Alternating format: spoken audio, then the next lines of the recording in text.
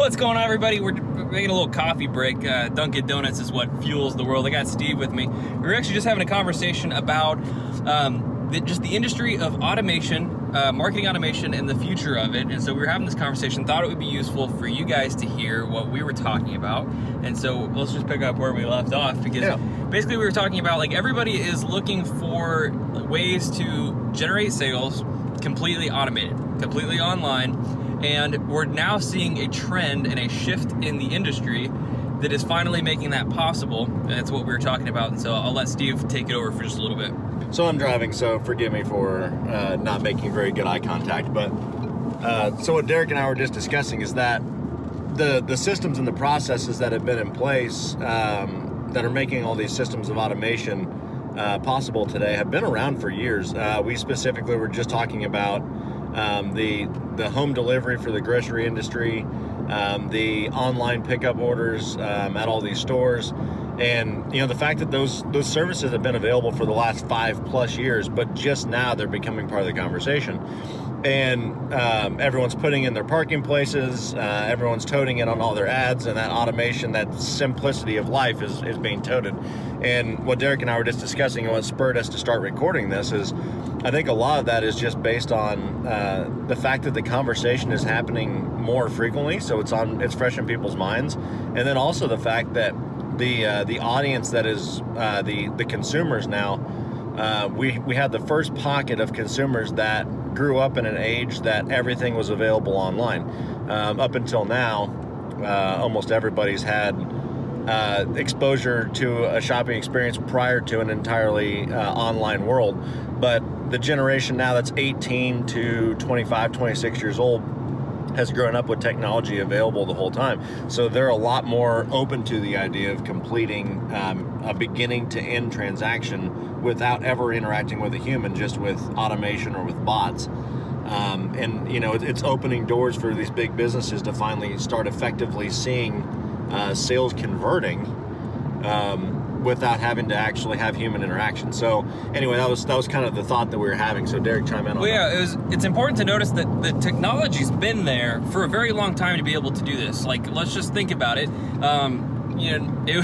Quite a while ago, layaway has always been a thing. So you're talking about a process in which you could basically by phone or by catalog order something. So that was the first way that you can look at technology starting to interact with the buying decision process, the consumer acquisition process, that didn't revolve around somebody walking into a brick and mortar establishment and doing their shopping right there inside the store. I mean, it was possible for you to use catalogs to do phone orders. You could do layaway services, which means that you could basically, put it up, pay over time, get it. There's all kinds of different things that started. Fast forward a little bit, I want you to think about how long has self-checkout been available. 10 years? Oh yeah, at least. Self-checkout's been available for a very long time. I mean, even in the smallest towns in rural America, you still find self-checkout in Walmart. So the technology's there, but what's the difference? All of a sudden, there's all of these pickups systems where you can basically call and you can do all of your grocery shopping, all of your shopping, actually it's everything, it's not just groceries, all of your shopping online, and you can literally pull into a Walmart parking spot and someone brings out all your stuff and puts it in your car for you. What's changed? It's not the technology. It's the conversation. It's just the conversation. It's because the consumer has changed. And It's so important that we realize that it's not the technology, it's not that the businesses have changed, it's that the consumer has changed. So what does that mean for you? If you are an entrepreneur in any way, shape, or form, you're trying to conduct business and you're thinking about using automation services to help sell your products and services, you really need to consider the fact that the consumer is changing the way that they're wanting to buy. For the first time ever, people actually want completely automated experiences. And so it's really important that you start building those kinds of things. Now, as marketers, usually as small businesses, as bootstrappers, we don't have a lot of time or money. And so the concept of automation is it's just awesome. I mean, the idea that you can basically spend a couple of cents on ads and then send people into this process where they learn about all your products and they do all their shopping, and then they buy from you, all without you having to do a single thing. That is the most amazing thing possible. That is the holy grail of sales. Right. For the first time ever, technology has been there, and now the consumer base is starting to shift. So if you started these processes in the past and you're like, okay, I mean, like I'm seeing chatbots, I'm interested in it, but like, what does this look like moving forward? How is this going to change? Well, pretty much today is the day to get started, in my opinion. I would agree. Because it's only going to get more, the conversation is only going to become more relevant as time goes on.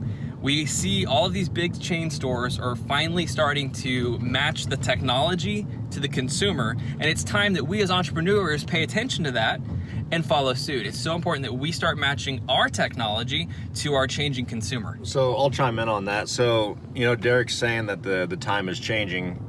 He's absolutely right. So prior to just recently, most of these messenger bots that have been out there, you basically have to be upfront and tell the consumer that they're talking to a bot.